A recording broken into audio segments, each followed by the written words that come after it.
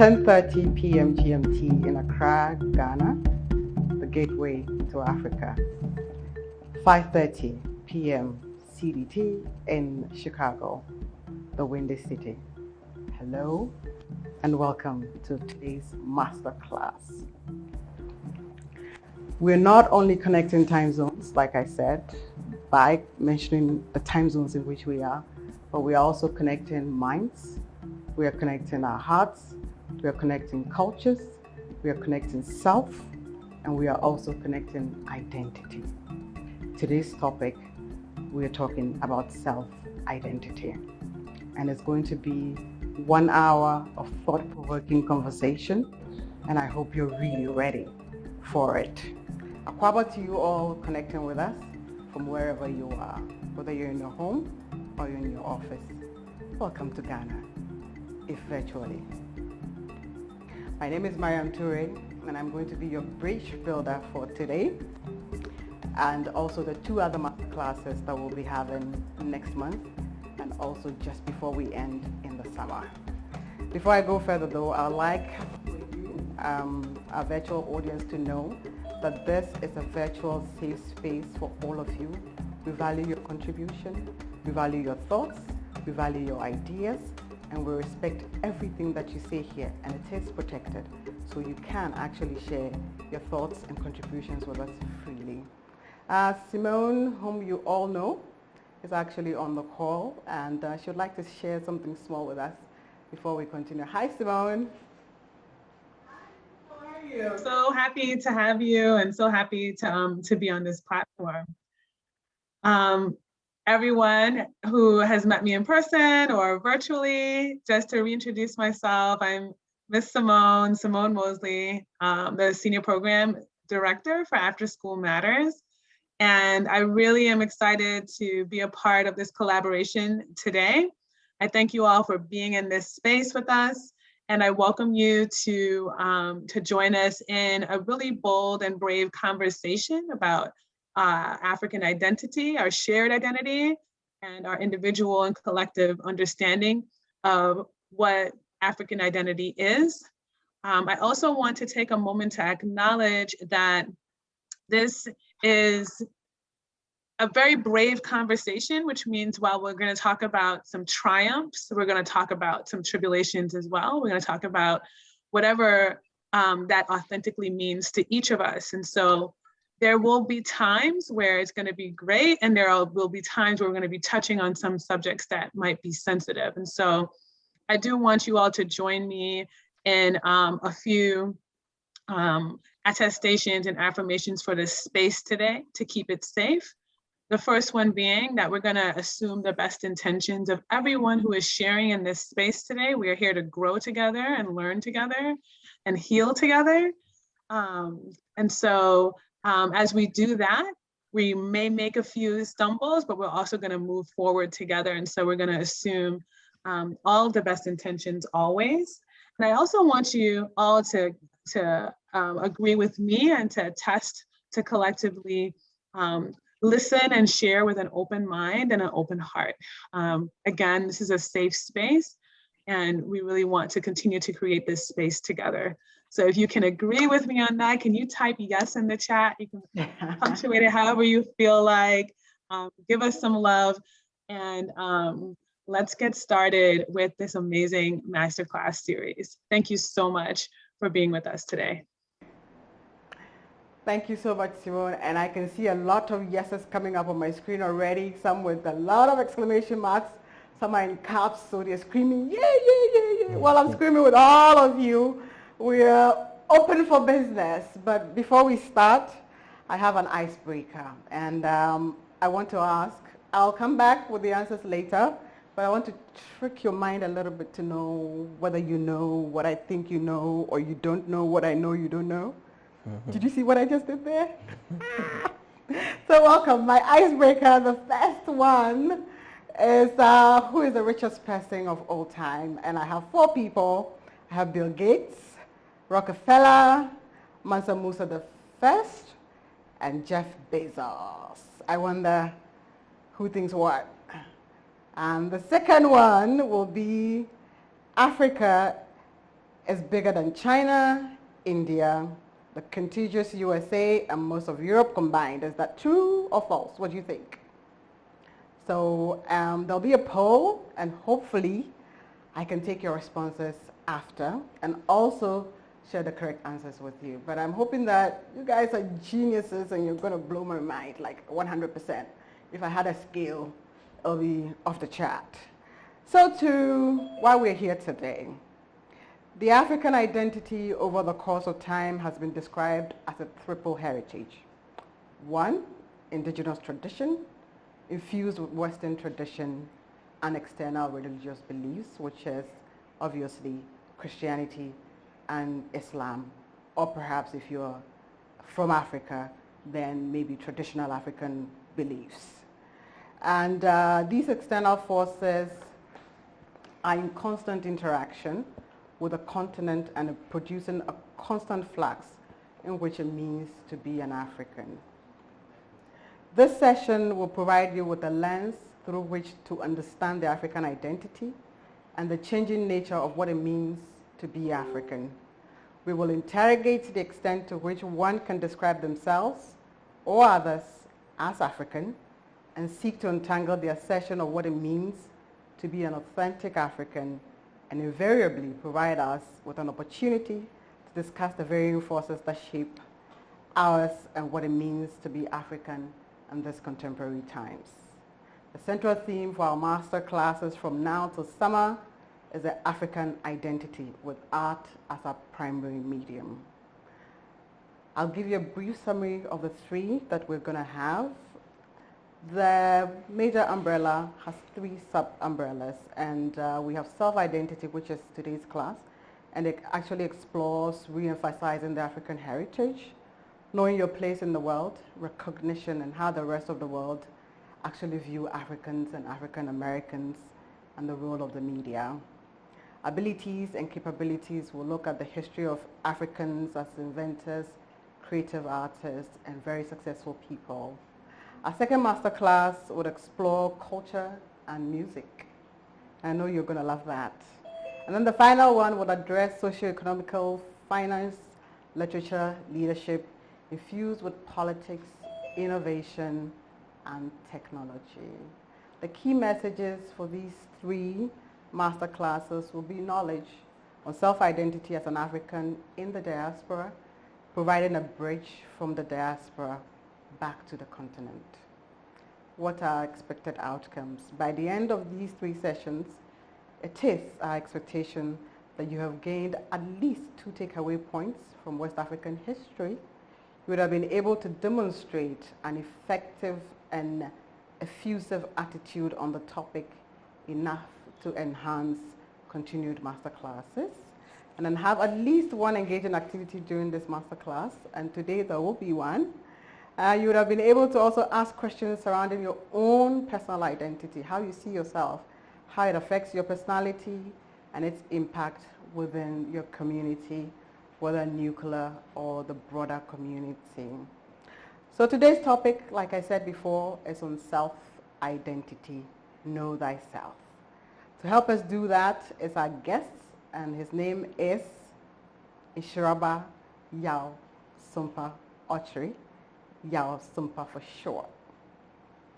But before I go to him and then engage him, I think I should take the answers to the questions. Did you provide any? I hope you did, because I'm just about to show you what it was, at least so I don't keep you in suspense before we go. So the first one, did you guess right? Actually, ta-da, drum roll, Mansa Musa. So he is the richest of all time, at an estimated value of over 400 billion US dollars. Oh my God, I don't know what I'm going to do with that money.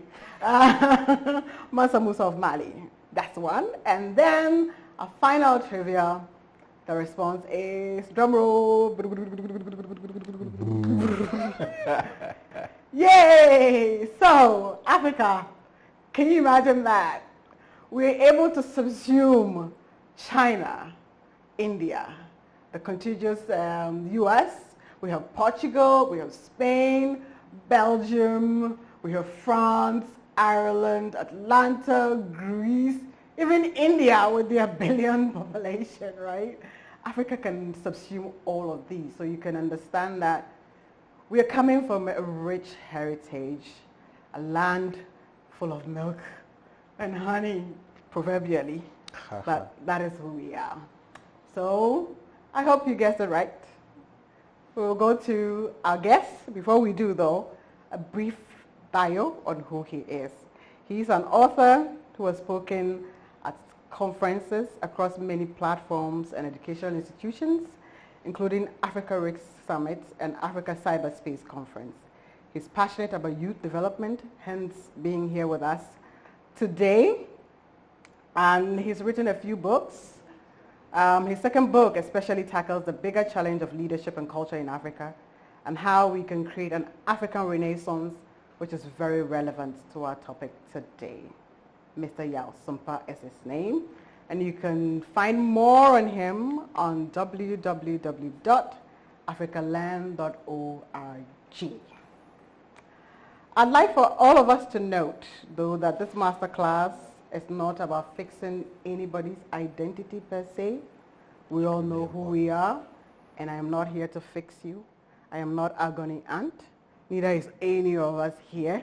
And Yao Sumpa is not agony uncle either. You know who you are. We're only interrogating the subject matter without calling anybody out. And so when it's time to share, please do share freely. Yao. Hi. Good evening. Good evening. It's great to be here. Welcome. Thank you. You look amazing, actually. Really? Yeah, you Very African. Do you see my identity? Definitely. Really? It's good. I wear it on my hat. Well, it's actually visible Thank as well. You. Thank you. It's good I came to be prepared. So did I, actually. So, would like for you to take us through your presentation on self-identity. All right.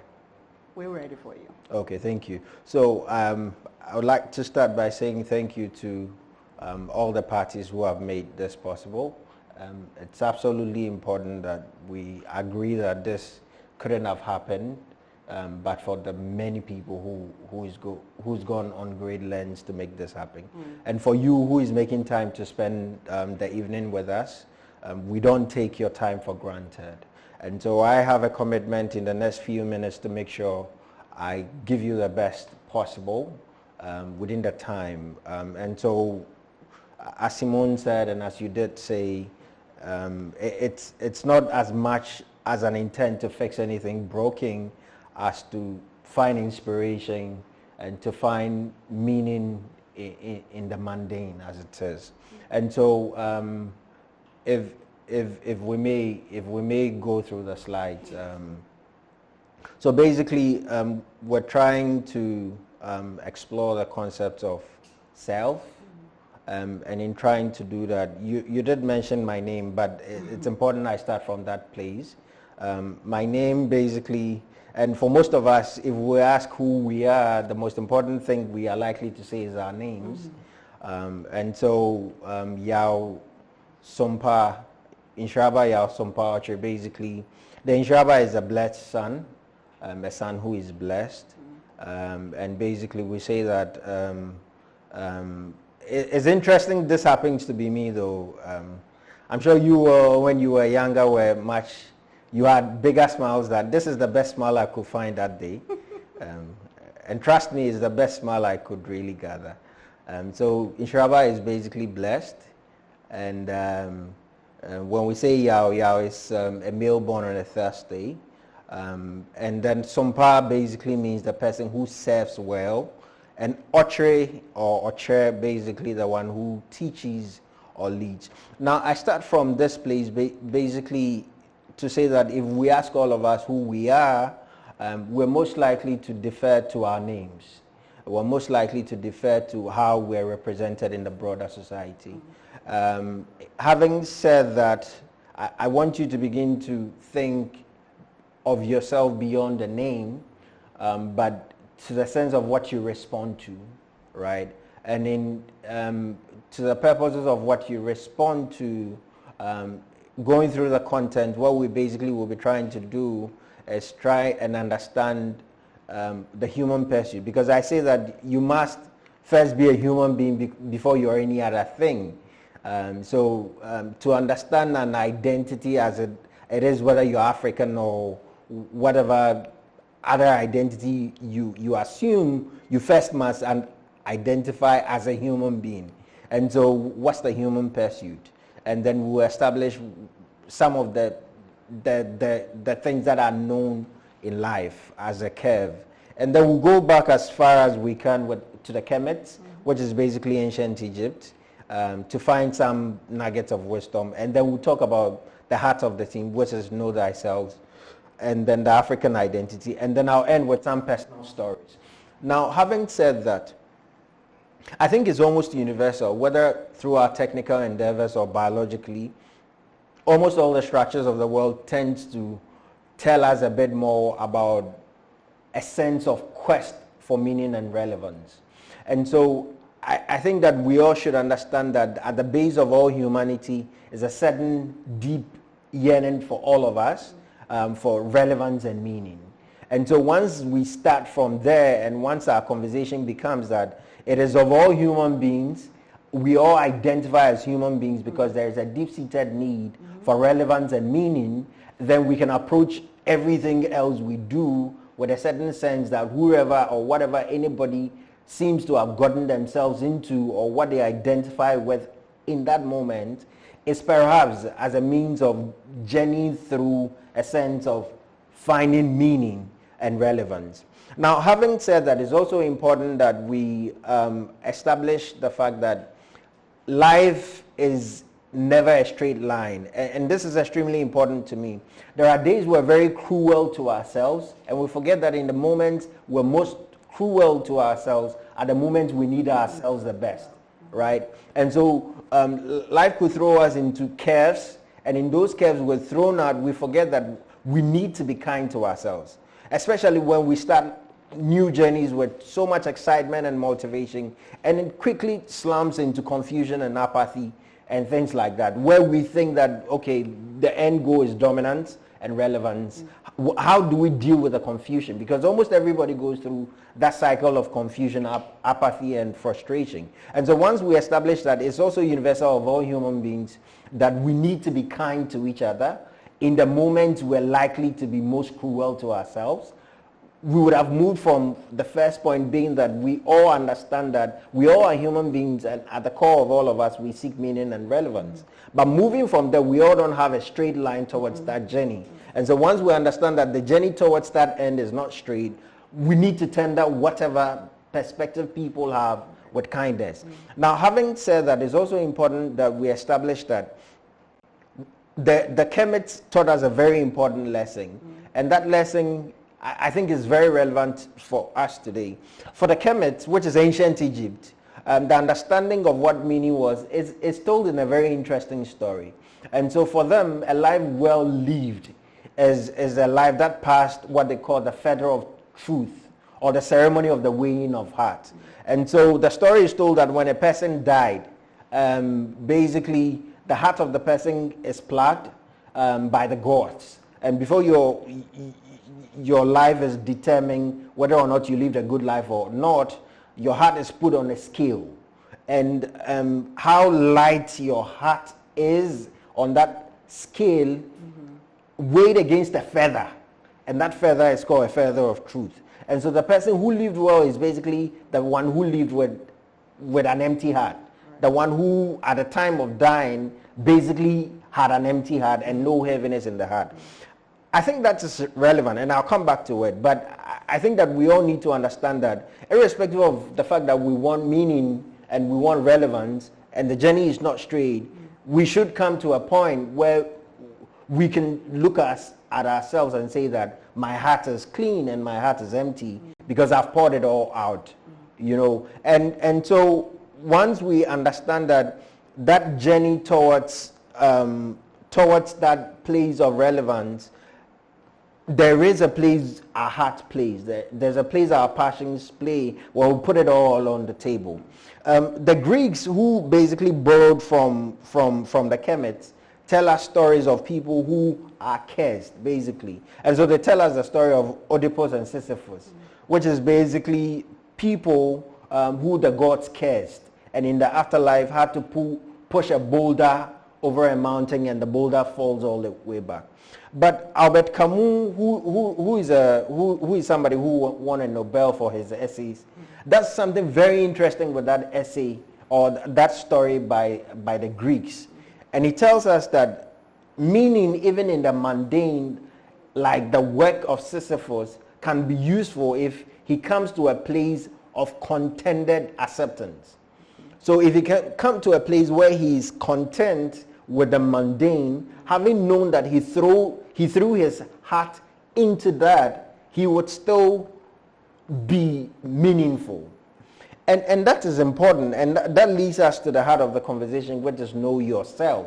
Because then the sequence of the conversation from we want meaning, but the journey is not straight, to the fact that even in ancient times, that place of meaning came from a heart that was well lived, needs to be buffeted with the fact that, okay, in that journey, how then do I reconcile, right?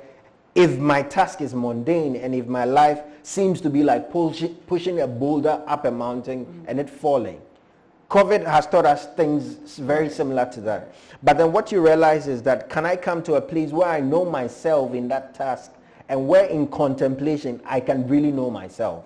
And so the concept of self is important, and I think I'll take a few. Please feel free to give us some love in your chat box. If it were a live audience, I would always say that if somebody said something very profound, we would say Mado, but this is not a live audience. So it would have been fun to hear people shout Mado, but basically the concept of self is really important. And for the Kemites, again, going back to the Kemites, what they taught us about self was actually 4 basic things.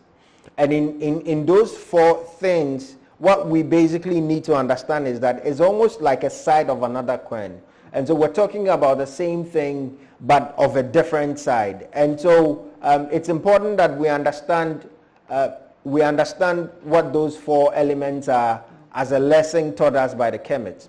And the first thing, as I said, it's a side of the same coin. And so the first part of the coin is authenticity and truth. So it's like a head and tail of the same element. Right. In one part, the Kemites tell us to be authentic, right? But in authenticity, what they are basically saying is that, am I original to myself? Am I living to how my heart, am I pouring my heart? Am I original? But at the other side, they also say that to the extent that I'm original, I should still pursue truth. And in truth, they are basically saying, have I been true to learn the things that are not? And it's important how they define it, learning that which is not to be learned. And so truth for them was not as much of things that are as the things that are not, right? So for example, is darkness the absence of light, or is what exactly is darkness? And so for them, exploring truth was, have I been true to learn the things that are not? So that if I understand the extremes, I can always find the sweet middle, right? And the other part of the coin, which is respect and humility. So one side gives us a sense to say that I need to respect everybody, but I need to be humble enough to understand that opinions may vary, and so I still would have to choose my authentic self, in truth, yet humble and respectful of each other. And that 4 lesson is important. But just before I end, and then we go into discussion, it's important to say that some 5 things I have personally found is important.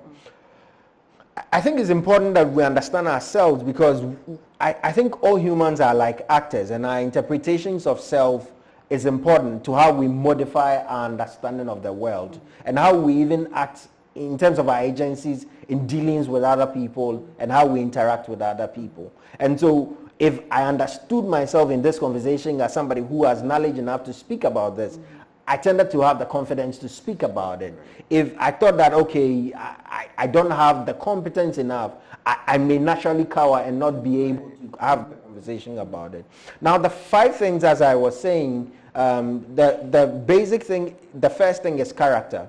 And character is a very interesting word. The etymology basically dates back to labeling, and it's about branding. So putting something in fire, like slaves were tagged or animals were tagged. That's a character. So the character is basically that which is etched or into your body, that which is labeled. But we all understand that character is not static, it's fluid. And so the most important thing to say that identity is a core function of character, but that element of character is subject to growth. And that's how come I was careful to say that don't expect a linear trend. So whatever it is, understand that whatever the identity you aspire to, character is a great function of it, and character is a built ability. Now the second thing out of the elements is figures and models. Who do we look up to? Standards we defer to when it all becomes bleak. Those people, role models, are extremely important because they give us a sense of what is standard, and then we defer to them. Intentions and wills are basically the elements that if I have a desire as a human being, I can do it. And that will and zeal is extremely crucial to human being. Once I have the will and the intent, I can basically do it. And the last 2, which is possessions and memory, possession is not as much as the things we possess as much as the things that possess us. Okay. So usually we say possession, he's possessed, or a demon he's possessed. Now we say possession because the things that really we possess become a function of identity, because then through it we see ourselves. And so we should be careful of the things that we claim to possess, because they have the power to possess us and then define us. And memory is a very powerful tool, which is how we construct the narratives from hindsight. So after it's all said, we sit and we reconstruct our life in hindsight to find that meaning and relevance, and we should be able to have the goodwill and intent to reconstruct life in the good. I can see a lot of Mado. I'm feeling that vibe. Okay, so now the next slide basically tells us, I think New York Times is doing a project which is called 1619 Project, which is basically highlighting African heritage. Now, the question of African identity is somewhat an interesting conversation. We're told, usually when I was going through school, we were taught our history as though our history only existed with the Portuguese coming here. So the 1400s, when the ships came, became the foundation of our history. But of course, we know that we were people who were organized and had states. Actually, some writers said that comparing the way of living and animal luxury, because horses wore golden colors. You know, we were about some of the richest people, and we saw that Mansa Musa in your trivial is about the richest person who ever lived. Now, the sequence of our history is important because I've had the opportunity of asking quite a number of youth if a ship docked on the shores of Jamestown, and the name of the ship was called St. Juan Batista, and it was taking people to the Caribbean to work. How many people will be willing to leave the shores of Africa to go back somewhere they didn't know and work? And you're surprised how many African youth are willing to take that trip. But then I am quick to tell them that, that the name St. John Baptista happens to be that same ship that took the first slaves to the coast of the United States in 1619.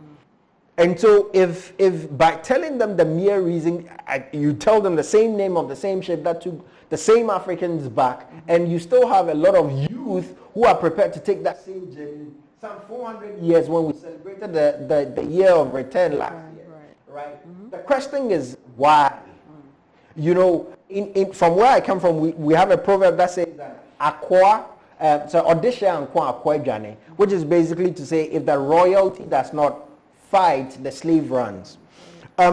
We tend to be seen as a people who don't have the courage to stay with our own, right? But I tend to think that our narrative is very different from how we've been told, right? Because now we see kings being carried and we think that's the end of it. But I think the African is really at the core somebody who understands that royalty fights. And I'll tell you a story just to end, which is the sacrifice of 3 chiefs. So in the 1625s, as with all other places, Ghana and most part of Africa were warring states. The Ashanti Kingdom, led by Nana Obiri Aboa, decided to do something interesting, which was to form a state, an Asante state. Now, to do that, there was a priest, or in other places we would say the Medis, or the chief oracle or something, said that 3 chiefs had to sacrifice their lives for the people in order to build a state. And 3 chiefs actually volunteered their lives, right? This is the narrative we're not told, but the Ashanti Kingdom was formed by the blood of people volunteering. One of the stories that really intrigues me is that Nana Chinebo Akodia, who basically led the warfare, did not fight, but led the warfare as somebody who raises the morale, right? And he's actually been known as the guardian of light, you know, by most of us. And so I would leave it and then tell just a personal story to end. But when we go into the questions and discussion, I'm sure most of the conversations will come up. Now, most of us listening to me will think that, okay, this is a guy who has it all figured out and probably is telling us about all these nice things. But I'm always careful to end everywhere I go with my personal story, because I think that it tells a story far better than any of the things I've said. Now, I come from a very poor background, and I mean poor in the very honest sense, right? Poor in the sense that my lunch literally, for most part growing up, was sugar in water and bread. So you just put glucose in water and bread and you dip it in. That was literally my lunch. Now, to tell you how low it went, even in university, when I was reading actuarial science, and I was a president for Actuarial Science Society, my mother sold charcoal. And during vacations, I would travel like 3 hours to a village, go and carry charcoal and bring it back for sale, right? Now, the question is, how do you come from such a background in somewhere in the middle belt of Ghana and have the opportunity to have this great conversation with these amazing people, right? And that's important because having gone through this journey of life, you understand that whatever it is that the narrative is, you can turn it around. You know, whatever the narrative is, with will, with focus, you can turn it around. So let's just recall what we intended to do and wrap it up. So basically, we set up to tell ourselves the stories of Africa. And okay, I've talked about sugar, but I guess we'll leave it and just conclude with this. Basically, what we said is that human pursuit is universal. To be any other thing, you must be a human being, and all human beings seek relevance and meaning. But we've also said that be kind to yourself and to others, because the journey is not straight. And the moment you're tended to be cruel to others, at the moment you should tend up towards kindness. The chemists tell us that good life basically is a life lived from the heart.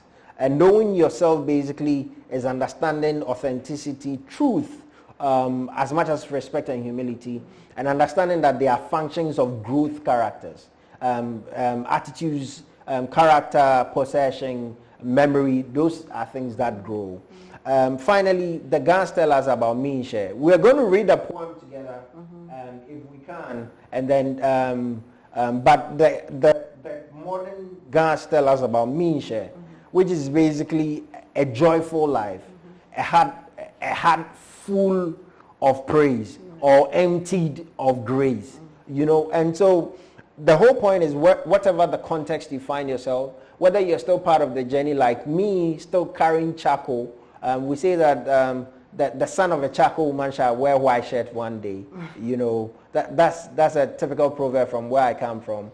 And I'm here to share that story with you. And then just to end, we have a poem just to sum up the whole idea of, and so we'll just play that, and we'll all try to read it together.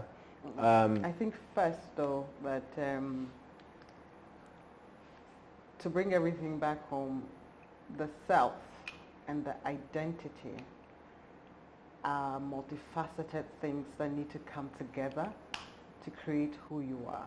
Definitely. So it is not just in the physical, it is in the innate feeling, the life lived, how you live it, and what you want ultimately the end to be. Definitely. That comes together to give you that self-identity. Definitely. And so perhaps when all these tie together, that's where the worth of the self then imbibes. Definitely. And then you have self-worth. Definitely. Fantastic. Definitely. Woo, I'm a good summarizer. You can say Mado for her. Just type in some Mado. I want them all in capital letters. Please print for me. You know, so before everybody takes a dough, I thought Asia should do our first run. Yes. Asia Rogers, if you're there. I must say that her interpretation of the poem was amazing. Exactly. Asia, you're not wearing a hat. I throw my hat to give you, you know. It was I'm sorry, I was a little bit confused. Can you hear us? I can't hear my computer right now because my computer is a little bit wonky, but hi. Hi, you did amazing with the poem. I loved your interpretation of the poem. Amazing. The cadence, Thank you. The poem was really great. I loved it. Thank you. The cadence was amazing. So we've done something very interesting with your recital of the poem, and we would like for you to just recite. Do the rendition first. Do your rendition first, and then we play something we've done with that. I'm sorry, you'd like me to recite the poem? We would love for you if you would do that, if you'd be kind enough to do that for us.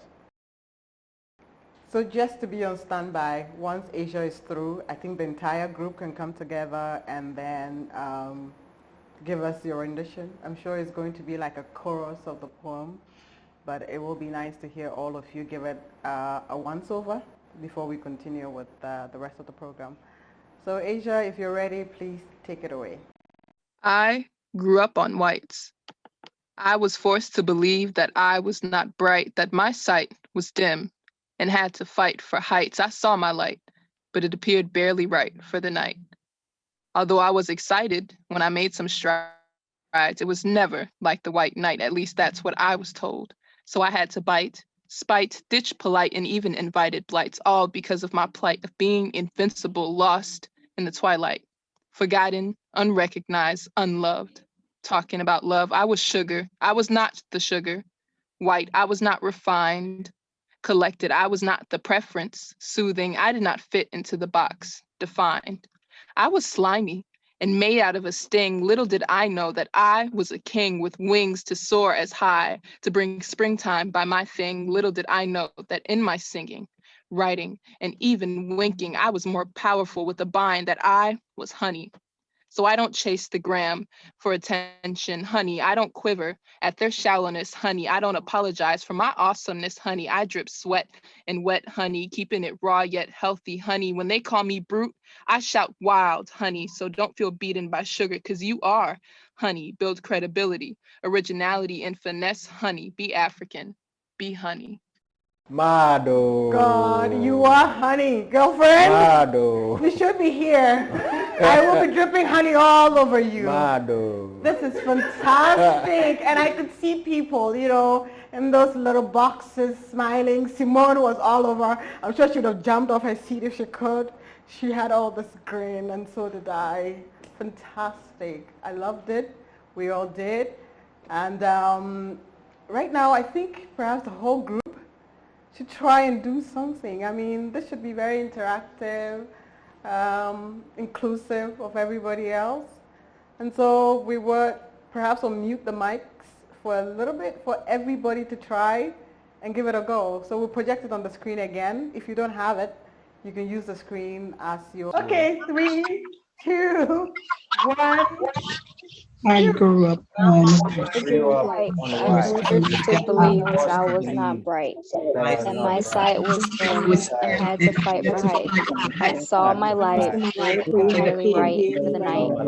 Though I was excited when I met some strides, it was never like the white knight. I leave Some stride. what I was told. So I had to bite, Six This to just light, what I was even told. invited bright. I have All because I invisible, lost in twilight, forgotten, unrecognized, and in love. and unloved. Talking about love, Talking about love was the sugar, not the sugar. I was not I was not refined, refined, elected. I was not perceiving. I I was did not fit into the slimy and box made out of defined. slime. Slimy made I of slime. was a I king, was a king with wings so so high. high to bring sometimes things. Little did I Little know did I that my know that singing, my writing, and even winking writing and even was more winking powerful, was more divine, powerful. that I was honey. So I I don't check Instagram for I don't chase attention, the ground for honey. I don't honey. quiver Don't with their get shallowness, shallow, honey. honey.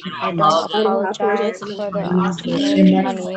I drip Wet and wet, wet honey. and wet. Being a raw yet Being raw healthy yet me. healthy. My internet When they is call me they brute, say I sorry. My shout internet wild, has been honey. acting up. So don't Sorry, guys. sugar perfume.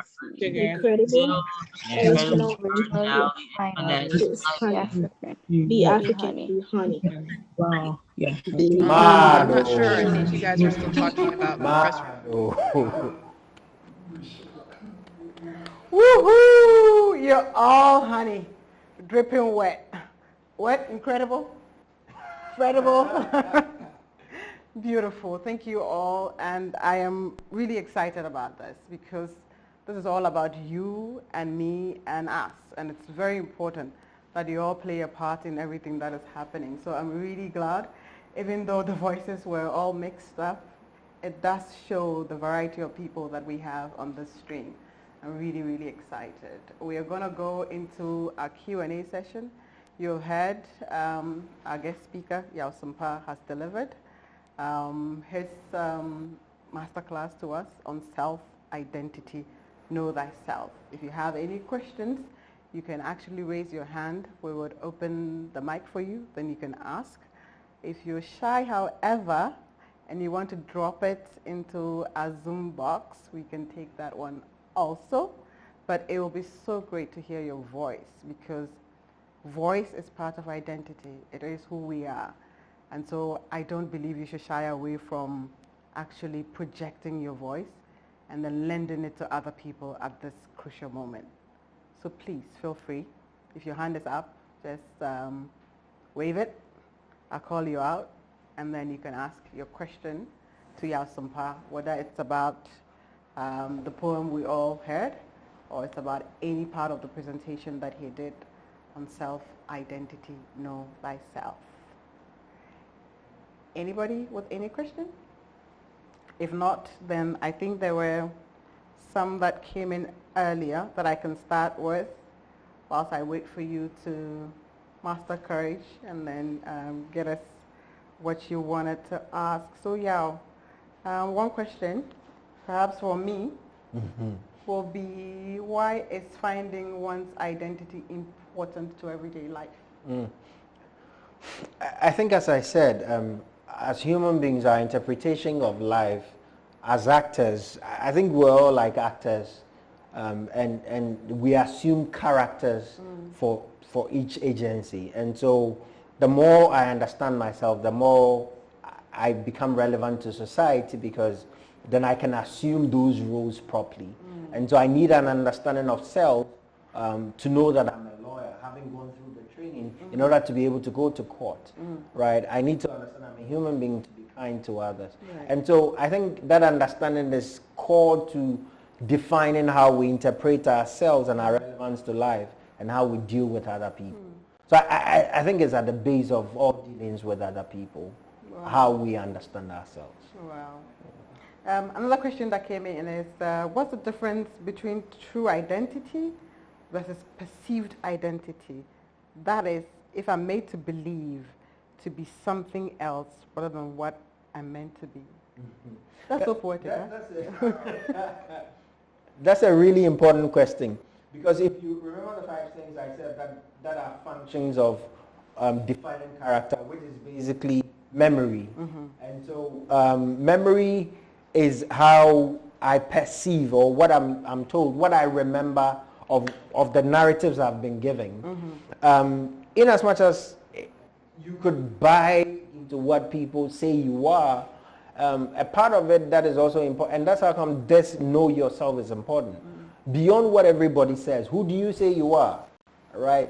And so everybody says you're that, but who do you say you are? And in as much as you're listening to people, you need to listen to yourself. And so, yes, memory as a function of identity can make you take people's opinion as who you are, but you need to pay attention to yourself and listen to yourself. Perhaps you're the only person who can tell you who you are. Okay. So I have a live question right now. Is it Jalil A or Jalila? I think that it came together, so I'm not... Jalila, hi. I just want to start off that I really like this conversation, and I really like I connected with what you said about possession and how that can control your identity. I really like that.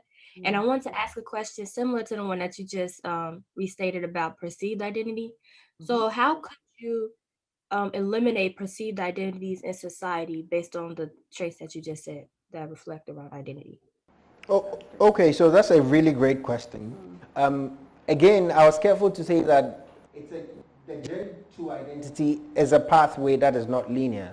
So it's possible that I see myself as something society still don't see it, because I'm still in the growth process, right? It's okay for somebody to define me by what they saw me do yesterday, but as I keep on telling people, if we judge everybody by their worst days, none of us will be good, right? And so we should all be careful to understand that, yes, people and the perceived identity may be very different, but focus on yourself, listen to yourself, grow the character, increase those functions of character, possessions, your memory, and the more you are authentic to self and have respect and humility, the more you understand that you grow, and eventually those societal perceptions will fall. At the time, what people thought of me is very different from what they think now. You know, I was a poor boy who was bullied all in school, you know, beaten literally, but I don't think the story is the same now. So just understand it's a journey and go through it. Fantastic. Yeah. Thank you so much. Thank you. But you're not going anywhere, actually. Okay, so I think to bring everything home to us and to contextualize this topic about self-identity, we have an original video, music, to go with what we have all read. And I wanted to put it out there. But whilst you're listening, watching, taking it in, I want you, when we are done, to share with me in just 2 words your feelings when you were watching it. So you don't know what is coming. If you knew, you'd be really seated. You even get a seat belt to fasten yourself in so you don't jump out of your seat. We'll take our video.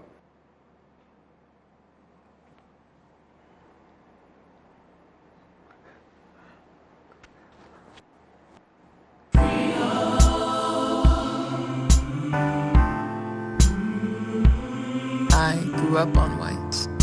I was forced to believe that I was not bright, that my sight was dim and had to fight for heights. I saw my light, but it appeared barely right for the night. Although I was excited when I made some strides, it was never like the white knight. At least that's what I was told.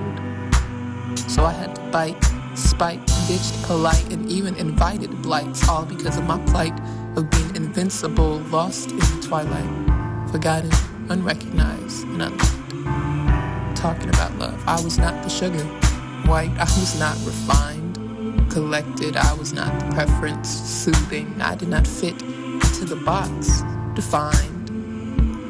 I was slimy and made out of a sting. Little did I know I was a king with wings to soar as high to bring springtime by my thing. Little did I know that in my singing, writing, and even winking, I was more powerful with the bond that I was honey. So so I don't chase the gram for attention. Honey, I don't quiver at their shallowness. Honey, I don't apologize for my awesomeness. Honey, I drip sweat and wet, honey, keeping it raw yet healthy. Honey, when they call me brute.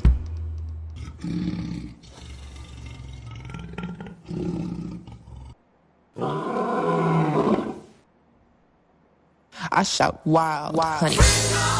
So don't feel greeted by sugar, cause you are, honey. Build credibility, originality, and finesse, honey. Be African. Be honey, be honey, be honey.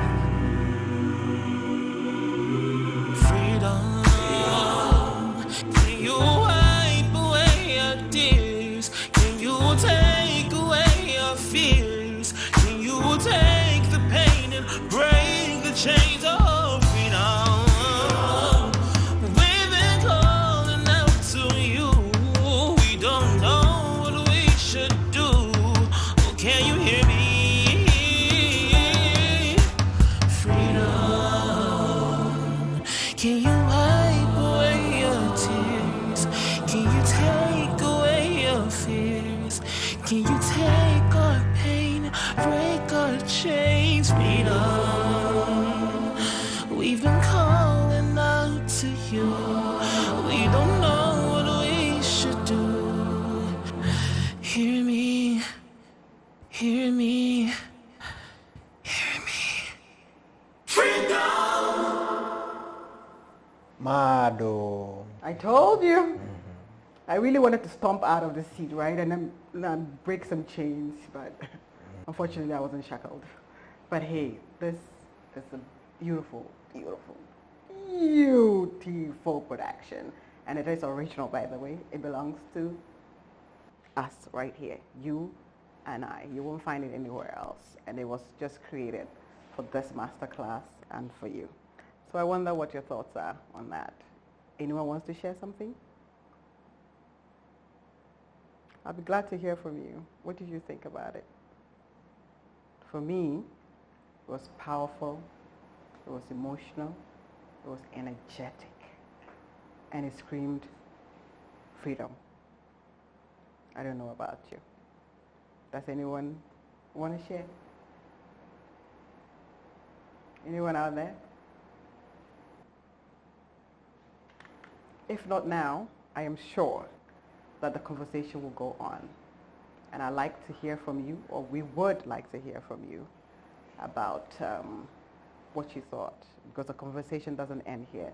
This 1 hour could end here, but the conversations that go on in our community, with our close circle, with our friends who are joining this, and all the ESM team, it's very, very important for us to do this. So, I've just been told there are two people who want to share. I'm going to defer to our team first, and then I'll share. Yeah, that's me. So for the video, it was really heart touching. Like when you screamed freedom, like it felt like so like heartwarming. It was amazing, the video. Fantastic, thank you. Next person, please. Yeah, I'm Vicki Casanova Willis. I'm one of the instructors for our wonderful After School Matters teams. I want to thank you all for this opportunity so much, for Simone and also for you all. It was just so beautiful, and what I loved was both in hearing from y'all that, you know, here on this side of the Atlantic as well, we know that our history did not begin in slavery. We were not hatched there. But significantly today, my program learns a lot about international human rights and that we are in the International Decade for People of African Descent. And today actually is the International Day of Remembrance of the victims of slavery, all forms of slavery, and the transatlantic slave trade. So many of those images in that presentation just gave me goosebumps. It was such confirmation of what we have been learning together. So I just want to say thank you. Thank you too. Thank you. Wow, that's a huge one. I'm getting emotional, but I have to zone in. Before we wrap up for today, there are a few things. Is there anything else? Someone else? There are two more people. Oh, fantastic. Please introduce yourself and go ahead. I'm Jalila again. I talk a lot. I really liked the video. Mm. It was I like the colors. I don't know. I really am into like production and like the color schemes, and it was just very reflective and shiny, and it just like tied in with the poem saying that I'm bright and stuff like that, and not like dimming yourself. And it was really amazing. And I just also like, it was a powerful message, and it contradicted the single story like that was presented in the beginning of the video, like that everyone thinks about of Africa and African culture. And I really liked the video. It was really pretty. I am so amazed at this. This is what we work in our human rights project and our program. I'm one of the ASM instructors also. But I see there are a few of my students that are in here in this conference, and I'm sure that we're going to have a conversation. This is so amazing. Thank you so much for everything that you've talked about, because it's some of the same things that we talk about in class and in our other expressions and the videos that we produce. I am so excited. Thank you so much for your knowledge, your wisdom, and your own creativity. Thank you. Thank you. Thank you. The team appreciates all the compliments, and we're happy to serve. Before we go though, I'd like to bring it home. Our next session, which is built for next month, we'll be looking at culture and music. And we would have 3 dynamic young African artists joining us. One is a budding film director, the other is an actress, and the other is a well-known Ghanaian musician. I know you would know something about him when he shows up here. So we'll have 3 guests next time when we meet. And I know that if what we've seen today and heard today is anything to go by, you surely wouldn't want to miss the next one. I would make a date with you, and I would make a date if I were you. So please do not miss it. Before we go though, I know that you have enjoyed this from the comments that have come through both on our Zoom, and also your feedback. We want to thank you for giving us your 1 hour. You could have been anywhere else, but you chose to spend it with us, and we are truly grateful for that. For our teams in the US and also here in Ghana who have helped pull this production together, we say thank you. You did a yeoman's job, and we're hoping that we'll up it up the next time when we meet again. Please keep the conversation going, like I said, and it'll be great to share whatever you're sharing in your own small circles with us, so that it informs whatever we do for you the next time when we meet. I think perhaps, Yao, you'd want to say your goodbyes before I sign off? Just keep it mad. So like I said, I look forward to lots of feedback from you, and all I can say is that you should remember to live out your truest, authentic self. After all, it is who you are. My name is Marian Toure. I am a media and communication specialist, and I'm also a gender activist. We'll catch you again, same time, next time when we meet. It's a date already, and I know you're not going to miss it. So thank you so much. God bless you all. Have a good evening. Over and out. So don't feel beaten by sugar, cause you are honey. Build credibility, originality, and finesse. Honey, be African. Be honey, be honey, be honey. Freedom. Can you wipe away your tears? Can you take away your fears? Can you take the pain and break the chains of freedom? We've been calling out to you. We don't know what we should do. Oh, can you hear me?